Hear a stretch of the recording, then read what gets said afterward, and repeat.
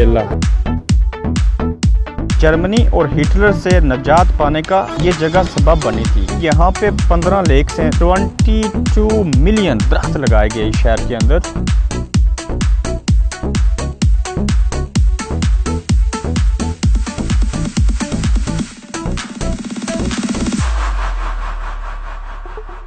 अस्सलाम वालेकुम, कैसे हैं आप लोग? खैरियत से? बड़ा अच्छा मौसम है और मैंने सोचा कि मैं जिस शहर में रहता हूँ मैं आपको उसकी सैर करवाऊँगा। मिल्टन कीन्स है, इसका निक नाम है सिटी ऑफ राउंड अबाउट। क्यों है नाम सिटी ऑफ राउंड अबाउट, ये भी बताएंगे। बहुत खूबसूरत चीज़ें आज आपको इस व्लॉग में देखने को मिलेंगी, इसको ज़रूर देखिएगा। और मिल्टन कीन्स के बारे में मुलामाती चीज़ें आपके साथ शेयर करेंगे। और आज मेरा साथ देंगे साबिक मेयर हैं इस शहर के रह चुके मलिक सुबहान शफीक साहब। सुबहान साहब कैसे हैं आप? अल्लाह का करम भाई, आप सुनाइए कैसे? मौसम कैसा है? ज़बरदस्त, बहुत दिनों के बाद धूप निकली है। गुड। मैंने आपका इंतखाब इसलिए किया कि आपके साथ मैं ये पूरी वीडियो बनाऊं और आप जितनी मेरी मुलाकात है उसमें भी इजाफा करें और इस शहर के बारे में हम लोगों को बताएं कि मिल्टन कीन्स कैसा है। कहाँ से आगाज़ करेंगे? मिल्टन कीन्स एक खूबसूरत और मॉडर्न सिटी है और इसकी जो लोकेशन है ना वो ही इसकी सक्सेस की बुनियाद है। तो ओपन है, स्पेशियस है, ग्रीनरी है, तो यही चीज़ें अट्रैक्ट करती हैं। And that's why it's the fastest growing economy in the UK at the moment. Exactly, जो सुबहान साहब ने चीज़ बताई कि मिल्टन कीन्स जो है ना सिर्फ यूके में बल्कि यूरोप का तरक्की याफ्ता जो शहर है उसमें शुमार होता है। Number first growing city in the UK and Europe है। और इसका नाम जो है सिटी ऑफ राउंड अबाउट, उसकी वजह कि यहाँ पे राउंड अबाउट है, ट्रैफिक लाइट्स आपको नज़र नहीं आएंगी। कंक्रीट काउस के पास में पहुँच आया हूँ। सुबहान साहब, ये कंक्रीट काउस कहा जाता है कि ये पहचान बन गई है मिल्टन कीन्स। ये एक आर्टिस्ट थी, उन्होंने उस वक्त उसने मिल्टन कीन्स को गिफ्ट की थी। ओह अच्छा, ये गिफ्ट की गई थी। और ये कंक्रीट काउस ये मिल्टन कीन्स की एक पहचान बन गई है। That's good.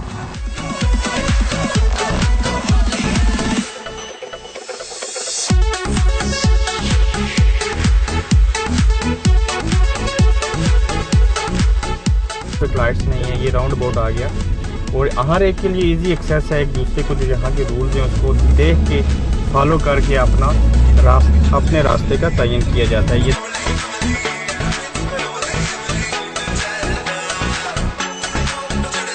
मिल्टन कीन्स शहर की बुनियाद जो थी वो 1967 में रखी गई। उससे कबल ये शहर जो था यहाँ पे रेलवे यूके पूरे का मेन डिपो होता था।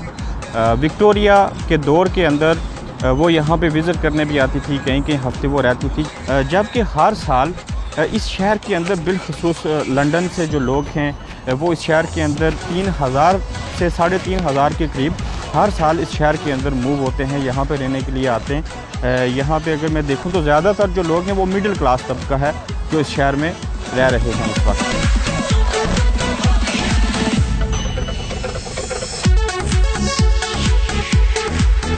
ये मेरे पीछे आप बिल्डिंग देख सकते हैं, ये नेटवर्क रेल का मेन ऑफिस है जो लंदन के बजाय और बाकी जगहों के बजाय, चूँकि ये मिडल पॉइंट था और इसको यहाँ पे बनाया गया। और ये बहुत बड़ा ऑफिस है, इन्होंने पहले लैंड ली और फिर यहाँ पे इसको चंद साल कबल बिल्ड किया गया। बड़ी प्यारी, बहुत खूबसूरत बिल्डिंग है। पूरे यूके के जो रेलवे है उसका मेन ऑफिस है ये।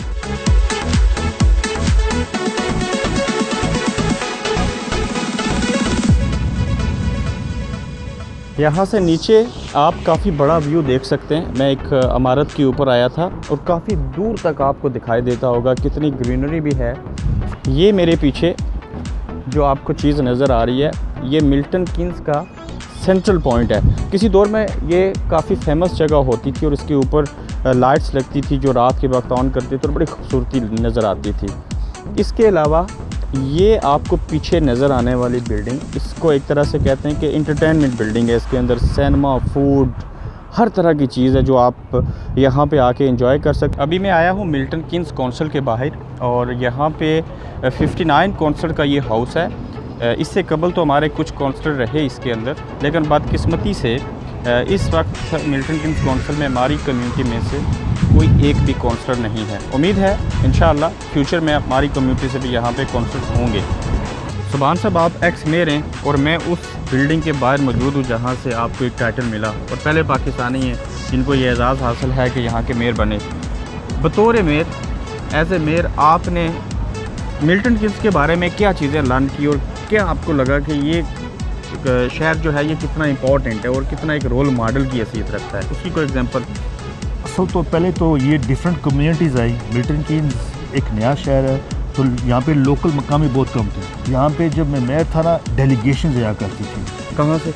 इंडिया से, रशिया से और चाइना से। और वो ये देखना चाहते थे why in such short time Milton Keynes has been so successful, what are the reasons. सही। तो वो हमारे मॉडल, सिटी का मॉडल देखना चाहते थे। एंड द सक्सेस किसकी जो स्ट्रेटेजिक लोकेशन है, 50 माइल्स फ्रॉम लंदन, मैंने आपने पहले जिक्र किया, 50 miles from Birmingham, east and west, फिर इसकी ट्रांसपोर्ट लिंक्स, इसकी railway links to London and Birmingham.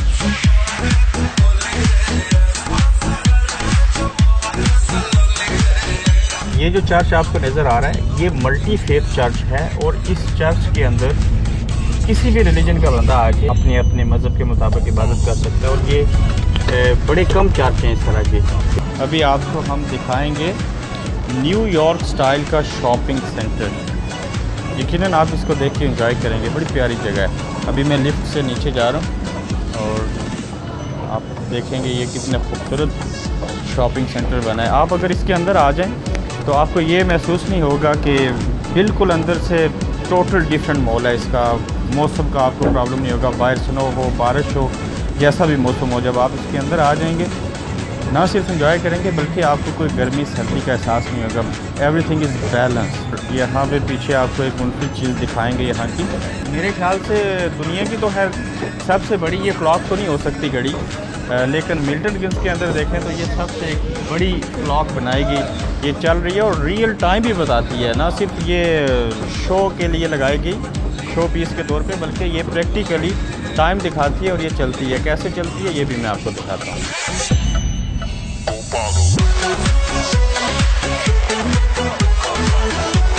ये मेरे पीछे है मार्केट, पूरा नाम है ओपन मार्केट। ये मार्केट कैसी है, मैं जब इसके अंदर जाऊंगा तो यकीनन आपको लाहौर की माल रोड, कराची का कोई एरिया, पिंडी का राजा बाज़ार, पिंडी का राजा बाज़ार, गुजरांवाला, गुजरात, मतलब कि आपको पाकिस्तान की याद आएगी। इसके अंदर क्या है चल के देखते हैं।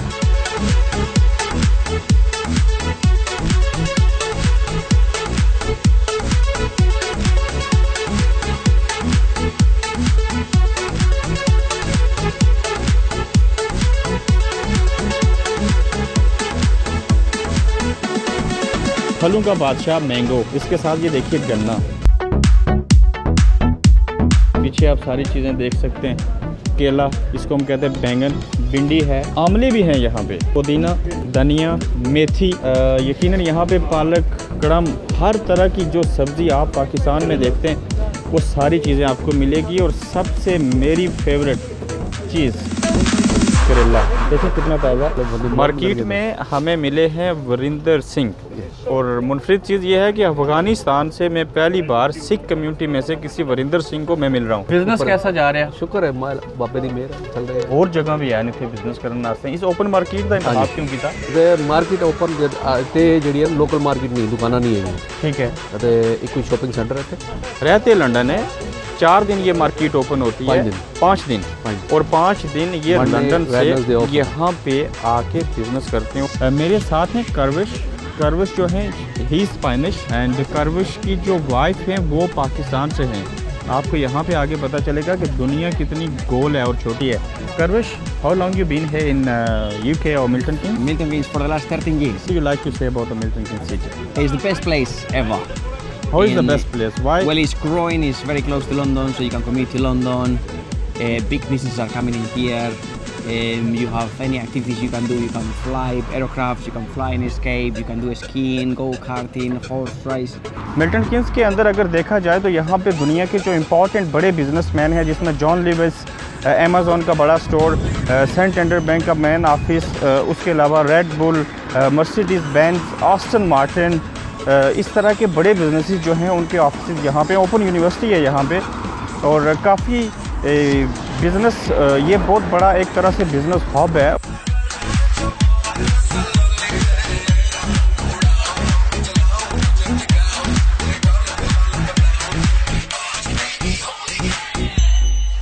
इसके साथ साथ यहाँ पे 15 लेक्स हैं डिफरेंट विलन लेक की तरह, जबकि इस मिल्टन किंग्स के टोटल रकबे की बात करूँ तो ये 119 स्क्वायर माइल्स इसका टोटल रकबा है, जिसमें से इसका जो 40% है वहाँ पे ग्रीनरी है, घास है, ग्रीन एरिया है। जबकि आपके लिए हैरानकुन बात ये होगी कि यहाँ पर 22 मिलियन दरख्त लगाए गए इस शहर के अंदर। जितने ब्रिजेस, जितने राउंड अबाउट इस शहर के अंदर हैं, शायद ही दुनिया के किसी भी मुल्क के अंदर किसी शहर में होंगे।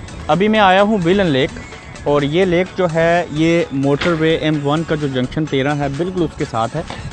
इस तरह की बाकी लेक्स भी हैं जो इस शहर की खूबसूरती की एक अलामत हैं, और काफ़ी सारे लोग जो हैं वो यहाँ पे विज़िट के लिए आते हैं और काफ़ी अच्छा महसूस होता है। विलन लेक की तरह और कौन सी ऐसी लेक्स हैं जो सैर व तफरीह के लिए यहाँ पे लोग जहाँ जाते हैं? कैल्डिकोट लेक बहुत खूबसूरत लेक है, उस पर भी इस तरह का होटल है वहाँ पे मौजूद साइड पे।